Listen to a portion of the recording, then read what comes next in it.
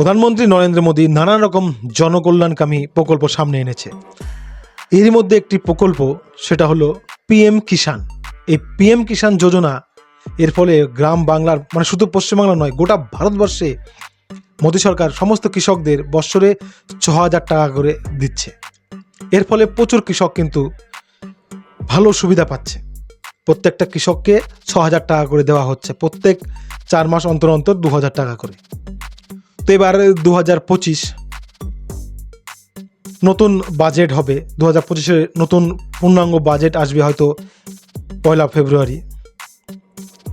সেক্ষেত্রে যেটা শোনা যাচ্ছে, কৃষকদের এই যে পিএম কিষাণ যোজনার যে টাকার পরিমাণ, সেটা নাকি বাড়ানো হবে, সম্ভবত ৮,০০০ করে দেওয়া হবে।